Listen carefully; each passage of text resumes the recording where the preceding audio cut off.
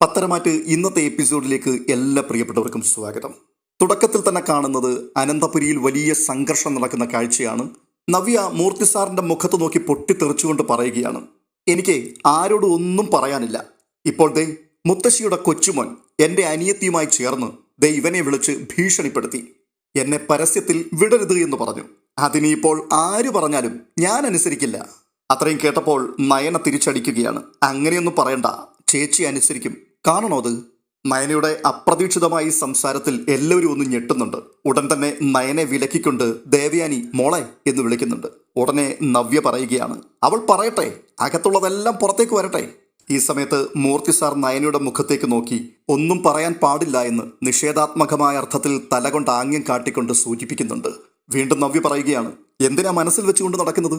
ഇവനെ അങ്ങനെ ശിക്ഷിക്കാൻ തക്കവണ്ണം നിങ്ങളുടെ കയ്യിൽ എന്തെങ്കിലും തെളിവുണ്ടെങ്കിൽ അത് എന്നോട് പറ. അത് പറയാത്തിടത്തോളം കാലം എൻ്റെ രീതിയിൽ തന്നെ ഞാൻ ജീവിക്കും, എനിക്ക് ഇഷ്ടമുള്ള രീതിയിൽ. ഇത്രയും തുറന്നടിച്ചിട്ട് നവ്യ തൻ്റെ മുറിയിലേക്ക് പോവുകയാണ്. ഈ സമയത്ത് മൂർത്തി സാർ മെല്ലെ ജലജയുടെയും അബിയുടെയും അരികിലേക്ക് ചെല്ലുന്നു. എന്നിട്ട് കൈ വീശി അബിയുടെ മുഖത്തേക്ക് ഒരൊറ്റ അടി അടിക്കുകയാണ്. ജലജ ഞെട്ടിപ്പോയി. തുടർന്ന് മൂർത്തി സാർ പറയുകയാണ് അബിയോട്, ഇത്രയെങ്കിലും ചെയ്തില്ല എങ്കിൽ എൻ്റെ ഹൃദയം പണിമുടക്കുമെന്ന് എനിക്ക് തോന്നി. എടാ, ഒരു കുടുംബം മുടിക്കുവാൻ ഒരുത്തൻ മതി, നിന്നെ പോലെ ഒരുത്തൻ എന്ന് പറഞ്ഞ് കോളറിൽ കുത്തിപ്പിടിച്ച് അബിയെ തൊട്ടരികിലുള്ള സോഫയിലേക്ക് വലിച്ചെറിയുകയാണ്. തുടർന്ന് കാണുന്ന കാഴ്ച വളരെ സങ്കടത്തോടുകൂടി സോഫയിൽ ഇരിക്കുന്ന മൂർത്തി സാറിന്റെ അരികിലേക്ക് വസുന്ധരാമ്മ ചെല്ലുകയാണ്. എന്നിട്ട് ചോദിക്കുന്നുണ്ട്, ഇദ്ദേഹത്തിന് വിഷമമായി അല്ലേ? അതിന് മൂർത്തി സാറിന്റെ മറുപടി, നാട് കിടുകിട വിറപ്പിക്കുന്ന ഗുണ്ടയ്ക്ക് പ്രായമാകുമ്പോഴാണ് വെട്ടേൽക്കുന്നത്. ചെറുപ്പത്തിൽ എന്തും പറയാം ചെയ്യാം, അതൊരു ധൈര്യമാണ്. ഞാൻ തല ഉയർത്തിപ്പിടിച്ചു നിൽക്കുന്ന സമയത്ത് നാളെയെക്കുറിച്ച് എനിക്ക് ബോധമുണ്ടായിരുന്നു വസുന്ധരെ. വാർദ്ധക്യം വരുമെന്നുള്ള ഓർമ്മയുമുണ്ടായിരുന്നു. പക്ഷേ അന്ന് നമ്മൾ നമ്മുടെ കാരണവന്മാരെ പൊന്നുപോലെ നോക്കിയതുകൊണ്ട് നമ്മൾ ആ പ്രായത്തിൽ കൂടി കടന്നു പോകുമ്പോൾ വേദനകൾ ഉണ്ടാവില്ല എന്നായിരുന്നു വിശ്വാസം. എന്നാൽ ഇപ്പോൾ അതിനാണ് മാറ്റം വന്നിരിക്കുന്നത്. അത് തലമുറയുടെ മാറ്റമാണ്. പുരുഷനും സ്ത്രീക്കും ഈ കാലഘട്ടത്തിൽ വസ്ത്രധാരണത്തിൽ അവരവരുടേതായിട്ടുള്ള കാഴ്ചപ്പാടുകളുണ്ട്, അവരുടേതായിട്ടുള്ള ഇഷ്ടങ്ങളുമുണ്ട്. പക്ഷേ ഈ കാലഘട്ടത്തിൽ ആൺകുട്ടികളെക്കാൾ വികൃതമായിട്ടാണ് പെൺകുട്ടികൾ വസ്ത്രം ധരിക്കുന്നത്. മറച്ചു പിടിക്കേണ്ടത് പലതും പുറമെ കാണിച്ചുകൊണ്ടാണ് നടക്കുന്നത്. അപ്പോൾ വസുന്ധര, അവൾ ഇതല്ല ഇതിനപ്പുറവും ചെയ്യും, പറഞ്ഞിട്ട് കാര്യമില്ല. അവളുടെ നോട്ടത്തിൽ ആദർശാണ് അബിയേക്കാൾ മോശക്കാരൻ. മാത്രവുമല്ല, അബിക്കിപ്പോൾ ജോലിയുമില്ല. അത് അവൾക്ക് എന്തും ചെയ്യാനുള്ളൊരു ലൈസൻസാണ്. വസുന്ധരെ, അവൾ അവളുടെ ജീവിതം അവസാനിപ്പിക്കാതിരിക്കാൻ വേണ്ടിയല്ലേ നമ്മൾ പലതും മൂടി വെക്കുന്നത്? ആദർശ് വലിയൊരു ത്യാഗം ചെയ്യുന്നത് അതിനുവേണ്ടിയല്ലേ? പക്ഷേ അവളത് അറിയുന്നില്ലല്ലോ. വസുന്ധരെ, ഏറ്റവും നല്ലൊരു കാലഘട്ടത്തിൽ കൂടിയാണ് നമ്മുടെ ചെറുപ്പം കടന്നുപോയത്. ഇനി അങ്ങനെ ഒരു കാലഘട്ടം പ്രതീക്ഷിക്കണ്ട. നമ്മുടെ കൊച്ചുമക്കളൊക്കെ നമ്മുടെ പ്രായമെത്തുമ്പോൾ അവരവരുടെ മാനസികാവസ്ഥ കൃത്യമായി മാറ്റിയെടുത്തേ പറ്റൂ.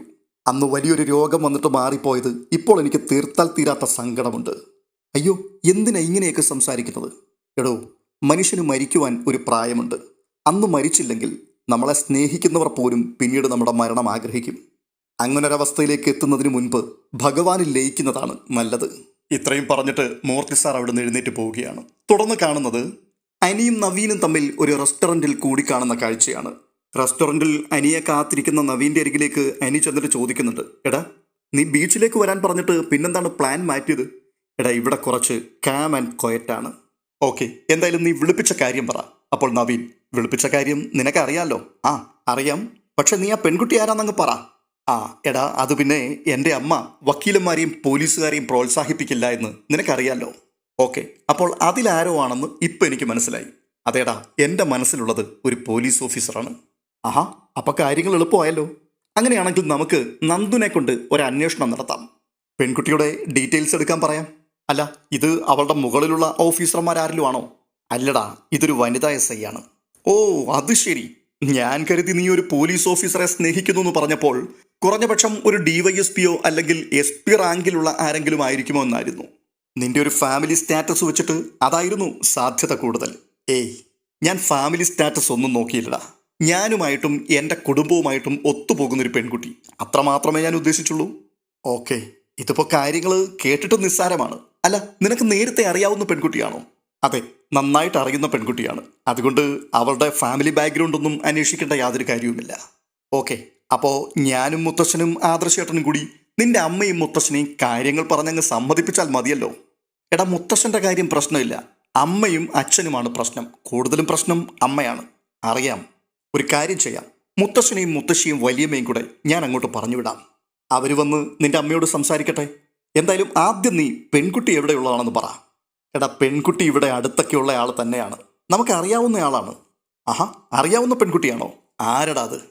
അതെ, ആളിൻ്റെ പേര് പറയുമ്പോൾ നീ ഞെട്ടരുത്. ഇത്രയും ദിവസങ്ങളായിട്ടും നീ അതെന്താ പറയാതിരുന്നതെന്നും ചോദിക്കരുത്. നിനക്ക് ഓർമ്മയുണ്ടോ, നന്ദു നീയും കൂടി ബൈക്കിൽ കയറിപ്പോയപ്പോൾ ഞാൻ വിമർശിച്ചത്? ആ, ഓർമ്മയുണ്ട്. എടാ, നമ്മൾ സ്നേഹിക്കുന്ന ഒരു പെൺകുട്ടി അത് എത്ര അടുത്ത സുഹൃത്തിൻ്റെ ആണെങ്കിൽ പോലും ബൈക്കിൻ്റെ പിൻപിൽ ഇരുന്ന് പോയാൽ നമുക്കിഷ്ടപ്പെടുവോ? ഇത്രയും കേട്ടപ്പോഴേക്കും അനി ചോദിക്കുക, അല്ല നീ എന്താണ് ഈ ഉദ്ദേശിക്കുന്നത്? എടാ, ഇനിയും നിനക്ക് കാര്യം മനസ്സിലായില്ലേ? എൻ്റെ മനസ്സിലുള്ള ആ വനിതാ പോലീസ് നന്ദുവാടാ. ആ വാക്ക് അനി ഒരു ഞെട്ടലോട് കൂടിയാണ് കേൾക്കുന്നത്. ഉടനെ നവീൻ ചോദിക്കുന്നുണ്ട്, നീ ഞെട്ടിപ്പോയല്ലേ? ഇത്രയും നാൾ ഇത് മനസ്സിൽ വെച്ചുകൊണ്ട് നടന്നതിന് നീ എന്നെ വഴക്കു പറയരുത്. നവ്യയും നന്ദുവിൻ്റെ അമ്മയും ഒന്നും എൻ്റെ അമ്മയ്ക്ക് അത്ര വലിയ ഇഷ്ടമൊന്നുമല്ല. നല്ല സമ്പന്നരായ ആൾക്കാരുടെ കുടുംബങ്ങളിലേക്ക് തൻ്റെ മക്കളെ പറഞ്ഞു വിടണം എന്ന് പറഞ്ഞു നടന്ന വ്യക്തിയായിരുന്നു നന്ദുവിൻ്റെ അമ്മ. എൻ്റെ അമ്മയ്ക്ക് അതൊക്കെ നന്നായിട്ടറിയാം. അതുപോലൊക്കെ സംഭവിക്കുകയും ചെയ്തല്ലോ. അവരുടെ മൂത്ത 2 മക്കളും നിന്റെ വീട്ടിലെ മരുമക്കളുമാണല്ലോ. അതെല്ലാം നന്ദുവിൻ്റെ അമ്മയുടെ അത്യാഗ്രഹം കൊണ്ട് സംഭവിച്ചതാണെന്നാണ് എൻ്റെ അമ്മ പറയുന്നത്. അപ്പോൾ അനി, ആ ഒരു മാനസികാവസ്ഥയിൽ നിന്നൊക്കെ നന്ദുവിൻ്റെ അമ്മ ഇപ്പോൾ ഒരുപാട് മാറിയിട്ടുണ്ട്. എനിക്കറിയാം, ഞങ്ങളും അതിനുശേഷമുള്ള കാര്യങ്ങളൊക്കെ അറിഞ്ഞുകൊണ്ടിരിക്കുകയാണല്ലോ. പിന്നെ നന്ദു എൻ്റെ ജൂനിയറായിട്ട് പഠിച്ചിരുന്ന പെൺകുട്ടിയാണ്. അവളെ പഠിക്കുന്ന കാലം മുതൽ തന്നെ എനിക്കറിയാം. അവൾ ആൺകുട്ടികളുടെ കൂടെ എത്ര ചുറ്റിത്തിരിഞ്ഞാലും നീ പറയുന്നത് പോലെ അവളുടെ മനസ്സിനകത്തൊന്നുമില്ല. നീ ഉൾപ്പെടെയുള്ള ആൺകുട്ടികളെ ആങ്ങളമാരായിട്ട് തന്നെയാണ് അവൾ കരുതുന്നത്. ഞാനന്ന് അവളെ ബീച്ചിൽ നിന്ന് ബൈക്കിൽ കൂട്ടിക്കൊണ്ടു പോകുന്ന സമയത്തും ഒരു പ്രശ്നവുമില്ലാതെയാണ് അവൾ എനിക്കൊപ്പം യാത്ര ചെയ്തത്. ആ സമയത്ത് ആ ഒരു യാത്ര ശരിക്കും പറഞ്ഞാൽ ഞാൻ നന്നായി ആസ്വദിച്ചു. പക്ഷേ അവൾക്ക് എന്നെപ്പോലെ ഒരു ചിന്ത ഇല്ലാതിരുന്നത് കൊണ്ട് അതൊരു സാധാരണ ബൈക്ക് യാത്രയായി മാത്രമേ അവൾക്ക് തോന്നിയിട്ടുണ്ടാവുകയുള്ളൂ. എടാ, നീയും നിന്റെ വീട്ടുകാരും നിരന്തരമായി പറഞ്ഞുകൊണ്ടിരിക്കുകയായിരുന്നല്ലോ എൻ്റെ മനസ്സിലുള്ള പെൺകുട്ടിയെ പറയാൻ. ഞാനിപ്പോൾ പറഞ്ഞു കഴിഞ്ഞു. ഇനിയിപ്പോൾ അവളെ എനിക്ക് നേടിത്തരാൻ പറ്റുമോ? ഇത്രയും കാര്യങ്ങളൊക്കെ നവീൻ്റെ വായിൽ നിന്ന് കേട്ടതോടുകൂടി എനിക്ക് എന്തു പറയണമെന്നറിയാതിരിക്കുകയാണ്. തുടർന്ന് അനി പറയുന്നുണ്ട്, എടാ, ഇതിപ്പോൾ നിന്റെ അമ്മയ്ക്കൊക്കെ അറിയാവുന്ന പെൺകുട്ടി, അവളുടെ വീട്ടുകാരെയും ഒക്കെ അറിയാം നിങ്ങൾക്ക്. അതുകൊണ്ട് തന്നെ ഇതെങ്ങനെ സോൾവ് ചെയ്യണമെന്ന് എനിക്കറിയില്ല. എടാ, ഇതെങ്ങനെയെങ്കിലും സോൾവ് ചെയ്തേ പറ്റൂ. അതിനു മുൻപായിട്ട് നീ എൻ്റെ ഇഷ്ടം അവളോട് പറയണം. എന്നിട്ട് അവളുടെ മനസ്സിൽ എന്താണെന്ന് നീ ഒന്ന് അറിയണം. എടാ, അത് ഞാൻ തന്നെ പറയണോടാ? നീ തന്നെയാണ് പറയേണ്ടത്. ഉടനെ അനി വിക്കി പറയുകയാണ്, എടാ, അങ്ങനെയാണെങ്കിൽ ഞാനൊരു സത്യം ഇനി നിന്നോട് പറയാം. അവൾ വിവാഹമേ വേണ്ടെന്ന് പറഞ്ഞ് നടക്കുന്നൊരു പെൺകുട്ടിയാണ്. അവളോട് എടുത്തടിച്ചതുപോലെ ഈ വിവരം പറയാൻ പറ്റില്ല. എടാ, സാവകാശം മതി. 1-2 ദിവസം എടുത്തോ. പക്ഷെ കാര്യം അവൾ അറിയണം. അവൾക്ക് ഇഷ്ടമാണോ എന്നറിയണം. എന്നിട്ട് നിന്റെ വീട്ടുകാരെ കൊണ്ട് കാര്യങ്ങൾ ഓപ്പറേറ്റ് ചെയ്യിക്കാം. ഇനിയിപ്പോൾ അവൾക്ക് ഇഷ്ടമല്ല എങ്കിൽ നമ്മൾ ആലോചനയുമായിട്ട് മുൻപോട്ട് പോയിട്ട് കാര്യമില്ലല്ലോ. അത് പിന്നെ നാണക്കേടുണ്ടാക്കും. അത് ശരിയാണ്. പക്ഷേ ഇതെങ്ങനെ അവളുടെ മുൻപിൽ അവതരിപ്പിക്കുമെന്നാണ് ഞാൻ ആലോചിക്കുന്നത് എന്ന് അനി. എടാ, എങ്ങനെയെങ്കിലും നീ ഇത് അവതരിപ്പിക്കണം അവളുടെ മുൻപിൽ. എന്തു വില കൊടുത്തിട്ടാണെങ്കിലും അവളെ നീ എനിക്ക് നേടിത്തരണം. നിന്നെ ഞാൻ കേസിൽ നിന്ന് രക്ഷിച്ചപ്പോൾ നീയും നിന്റെ വീട്ടുകാരുമൊക്കെ പറഞ്ഞിരുന്നു ഞാൻ എന്താവശ്യപ്പെട്ടാലും അത് നേടിത്തരുമെന്ന്. ഞാനിപ്പോൾ ആവശ്യപ്പെടുകയാണ്. എനിക്ക് വേണ്ടത് നന്ദു എന്ന വനിതാ SIയെയാണ്. അതെ, എൻ്റെ ഭാര്യയായിട്ട്. നീ ഇങ്ങോട്ട് വന്നപ്പോൾ ഞാൻ ഈ പേര് പറയുമെന്ന് കരുതിയിരുന്നില്ല അല്ലേ? അതെടാ, ഒരിക്കലുമില്ല. അങ്ങനെ കരുതേണ്ട ആവശ്യമില്ലല്ലോ. എടാ, കോളേജിൽ വെച്ച് എനിക്ക് അവളെ ഭയങ്കര ഇഷ്ടമായിരുന്നു. പക്ഷേ അന്ന് കോടതിയുമായിട്ട് ബന്ധപ്പെട്ട് അവളോട് കൂടുതൽ സംസാരിച്ചപ്പോഴാണ് അവൾ എൻ്റെ മനസ്സിലേക്ക് ഇടിച്ചു കയറി വന്നത്. അവളൊരു അടിപൊളി പെൺകുട്ടിയാടാ. ഈ ജനറേഷനിൽ അവളെപ്പോലൊരു പെൺകുട്ടിയെ കണ്ടെത്താൻ വളരെ പ്രയാസമാണ്. അവിടെ അവളുടെ കുടുംബമഹിമയും വിദ്യാഭ്യാസ യോഗ്യതയും ഒന്നും നോക്കേണ്ട ആവശ്യമില്ല. അവൾ നീതിക്ക് വേണ്ടി ശബ്ദമുയർത്തുന്ന ഒരു പോലീസ് ഓഫീസറാണ്. അങ്ങനെയുള്ളൊരു വനിതാ SIയും എന്നെപ്പോലുള്ള ഒരാളും തമ്മിൽ ഒന്നിച്ചാൽ അതൊരു 1-1.5 ബന്ധമായിരിക്കും അളിയ. ഒരു നല്ല കൂടിച്ചേരലായിരിക്കും. ഇത്രയും പറഞ്ഞുകൊണ്ട് അനിയുടെ കൈ പിടിച്ചുകൊണ്ട് നവീൻ പറയുകയാണ്, എടാ അളിയ, നീ എങ്ങനെയെങ്കിലും ഇതൊന്ന് റെഡിയാക്കി തരണം. അത് കേട്ടിട്ട് അനി വളരെ പതിഞ്ഞ ശബ്ദത്തിൽ പറയുകയാണ്, ഇറ്റ്സ് ഓക്കേടാ. തുടർന്ന് കാണുന്നത് പോലീസ് ചെക്കിംഗ് നടത്തുന്ന നന്ദുവിനെയാണ്. ഒരു ചെറുപ്പക്കാരൻ അപ്പോൾ ബൈക്കിൽ നിന്ന് ഇറങ്ങി വന്ന് നന്ദുവിനോട് പറയുന്നുണ്ട്, ഹെൽമെറ്റ് വെച്ചിരുന്നല്ലോ മാഡം, പിന്നെ എന്തിനാണ് എന്നെ പരിശോധിക്കുന്നത്? നിന്നോട് പറയണോ എന്തിനാണ് പരിശോധിക്കുന്നതെന്ന്? ലൈസൻസ് എവിടെടാ? ലൈസൻസ് എടുത്തില്ല മാഡം.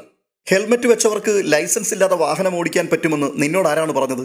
ലൈസൻസ് മൊബൈലിലുണ്ട് മാഡം. കാണട്ടെ. അയാൾ തൻ്റെ മൊബൈൽ കാണിക്കുമ്പോൾ അത് വാങ്ങി നോക്കിയിട്ട് എപ്പോഴും ലൈസൻസ് അറ്റസ്റ്റ് ചെയ്ത കോപ്പിയോ കയ്യിലുണ്ടായിരിക്കണം. പൊയ്ക്കോ. ഇത് പറഞ്ഞ് അയാളെ വിടുകയാണ് നന്ദു. തുടർന്ന് അവിടേക്ക് എത്തുന്നത് അനിയാണ്. അനി ദൂരവേ എത്തുമ്പോൾ തന്നെ ഒരു പോലീസുകാരൻ കൈ കാണിച്ച് നിർത്തുന്നുണ്ട്. അനി അടുത്ത് വന്ന് വണ്ടി നിർത്തുന്നു. എന്നിട്ട് ഹെൽമെറ്റ് ഊരുമ്പോൾ നന്ദു ഒരു തെളിഞ്ഞ ചിരിയോടുകൂടി ചോദിക്കുകയാണ്, മദ്യപിച്ചിട്ടൊന്നും ഇല്ലല്ലോ? ആ, മദ്യപിക്കണമെന്നുണ്ട്. പക്ഷേ ഇപ്പൊ ബാറൊക്കെ അടച്ചു കാണുമല്ലോ. പിന്നെ വണ്ടിയിൽ വേണ്ടതെല്ലാം ഉണ്ട്. പൊയ്ക്കോട്ടെ. ശരി എന്ന് പറഞ്ഞ് നന്ദു അനിയെയും പറഞ്ഞു വിടുകയാണ്. അനി കടന്നു പോകുന്ന കാഴ്ച നോക്കി നിന്നുകൊണ്ട് നന്ദു മനസ്സിൽ ഇങ്ങനെ മന്ത്രിക്കുന്നുണ്ട്, ഇവനെന്താണ് ഇത്രയും സീരിയസ്? ഒന്ന് ചിരിക്കാൻ പോലും ബുദ്ധിമുട്ടുണ്ടല്ലോ. എന്തു പറ്റിയെന്ന് ഒന്നും മനസ്സിലാകുന്നില്ല. എന്തോ കുഴപ്പമുണ്ട്. ഈ സമയത്ത് പിൻപിൽ നിൽക്കുന്ന പോലീസുകാരൻ ചോദിക്കുന്നുണ്ട്, ഇനി പോകരുതോ മാഡം? അത് കേട്ടുകൊണ്ട് ഞെട്ടിത്തിരിഞ്ഞ് നന്ദു പറയുകയാണ്, എന്താ ഇത്ര തെറുതി? CM വരുന്നത് കൊണ്ട് ചെക്കിംഗ് ശക്തമാക്കണമെന്ന് പറഞ്ഞിരിക്കുകയാണ്. അതുകൊണ്ട് ഇപ്പൊ പോകാൻ പറ്റില്ല. ശരി മാഡം. തുടർന്ന് വീണ്ടും കാണുന്നത് അനന്തപുരിയിലെ കാഴ്ചകൾ തന്നെയാണ്. അനന്തപുരിയിലെ അടുക്കളയിൽ നയന എന്തോ പാചകത്തിലാണ്. ഈ സമയത്ത് ദേവയാനിയും വസുന്ധരാമ്മയും കൂടി അടുക്കളയിലേക്ക് കയറി വരുന്നുണ്ട്. തുടർന്ന് ദേവയാനി നയനയോട് ചോദിക്കുകയാണ്, മോളെന്തിനാണ് ഇതൊക്കെ ഉണ്ടാക്കുന്നത്? അതെ, നാളെ ആദർശേട്ടൻ പോവല്ലേ? പോകുന്നതിന് മുൻപ് എൻ്റെ കൈകൊണ്ടുണ്ടാക്കിയ ഫുഡ് എന്തെങ്കിലും കഴിക്കട്ടെ എന്ന് കരുതി. മോളെ, അമ്മ ഉച്ചയ്ക്ക് എല്ലാം ഉണ്ടാക്കി വെച്ചിരുന്നതാണല്ലോ, അതൊന്ന് ചൂടാക്കി കൊടുത്താൽ പോരായിരുന്നോ? അമ്മേ, ആദർശേട്ടന് ഇഷ്ടപ്പെട്ട ഫുഡാണ് ഞാൻ ഉണ്ടാക്കുന്നത്. അപ്പോൾ വസുന്ധര ചോദിക്കുന്നുണ്ട്, മോളെ, നാളെ അവൻ പോകുന്നത് കൊണ്ട് അവൻ്റെ കൂടെ മാക്സിമം സമയം ചിലവഴിക്കുന്നതല്ലേ നല്ലത്? അപ്പോൾ ദേവയാനി, ഇന്നലെ രാത്രിയിൽ രണ്ടാൾക്കാരും കൂടി നല്ല കറക്കമായിരുന്നു. പിന്നെ അർദ്ധരാത്രി കഴിഞ്ഞിട്ടല്ലേ രണ്ടുപേരും കൂടി കയറി വന്നത്. അമ്മേ, ഇന്നലെ ഭക്ഷണമൊക്കെ കഴിച്ചിട്ട് പെട്ടെന്ന് വരാമെന്ന് ഞാൻ ആദർശേട്ടനോട് പറഞ്ഞതാണ്. പക്ഷേ പിന്നീട് ബീച്ചിലൊക്കെ പോകണമെന്ന് നിർബന്ധിച്ചത് ആദർശേട്ടൻ തന്നെയാണ്. അപ്പോൾ വസുന്ധര പറയുന്നുണ്ട്, നിനക്ക് ഓർമ്മയില്ലേ ദേവയാനി, പണ്ട് ഗൾഫിലൊക്കെ പോകുമ്പോൾ നിന്നെ വിട്ടുപിരിയുന്നതായിരുന്നു അവന് വിഷമം. പക്ഷെ ഇപ്പോൾ നയനമോളെ വിട്ടുപിരിയുന്നതാണ് അവന് ഏറ്റവും വലിയ വിഷമം.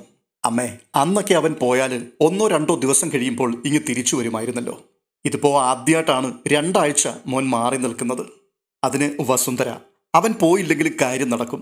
ജയനെയും അജയനെയും കൂടി ഒന്നിച്ചു വിട്ടാൽ മതിയായിരുന്നല്ലോ. അതിന് നയന, ഇനിയിപ്പോൾ അവിടെ പോയി എല്ലാം ഒന്ന് ക്ലിയർ ചെയ്ത് വരട്ടെ മുത്തശ്ശി.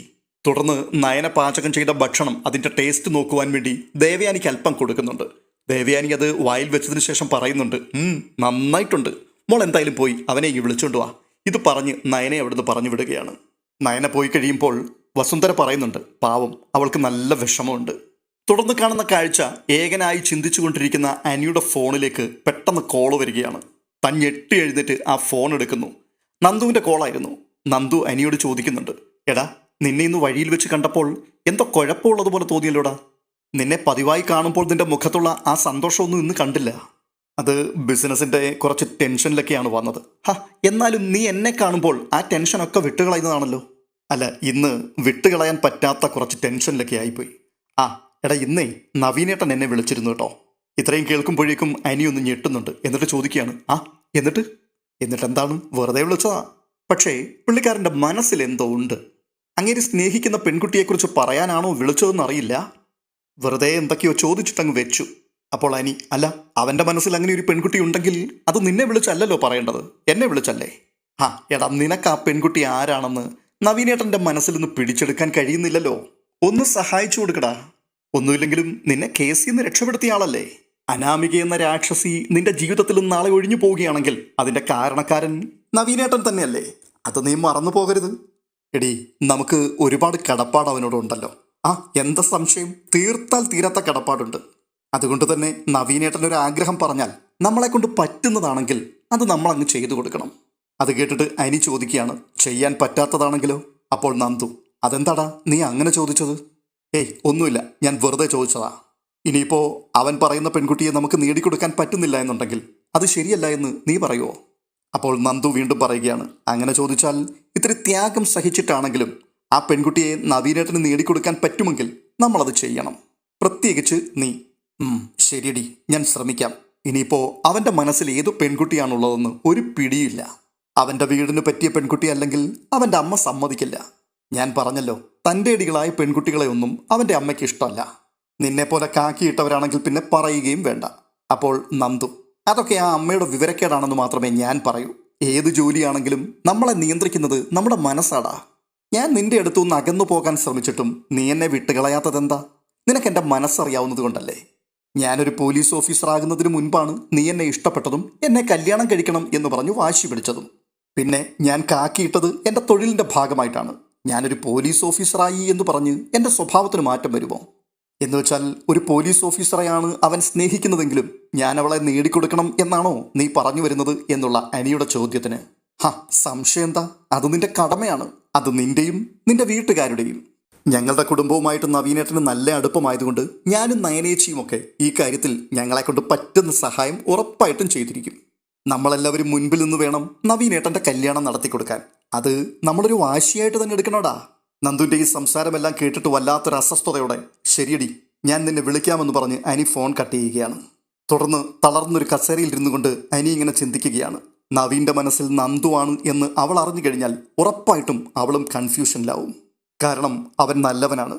അവന്റെ മുഖത്ത് നോക്കി പറ്റില്ലെന്ന് പറയാൻ ഒരുപക്ഷെ അവൾക്ക് കഴിഞ്ഞില്ലെന്ന് വരും. കാര്യങ്ങൾ കൈവിട്ട് പോകുമോ ദൈവമേ? ഈ ചിന്തയോടുകൂടി ആകെ തളർന്നിരിക്കുകയാണ് അനി. ഇന്നത്തെ എപ്പിസോഡ് ഇവിടം കൊണ്ട് വൈൻഡപ്പ് ചെയ്യുകയാണ്. ഈ വീഡിയോ നിങ്ങൾക്ക് ഇഷ്ടപ്പെട്ടിട്ടുണ്ടെങ്കിൽ ലൈക്ക് ചെയ്യുവാനും ഹൈപ്പ് ചെയ്യുവാനും ഒപ്പം ഇതുവരെയും സബ്സ്ക്രൈബ് ചെയ്തിട്ടില്ലാത്തവർ ചാനൽ സബ്സ്ക്രൈബ് ചെയ്യുവാനും മറക്കരുത് എന്ന് ഓർപ്പിക്കുന്നു. അടുത്ത എപ്പിസോഡുമായി അടുത്ത ദിവസം വീണ്ടും കാണാം. അതുവരേക്കും ബൈ ബൈ.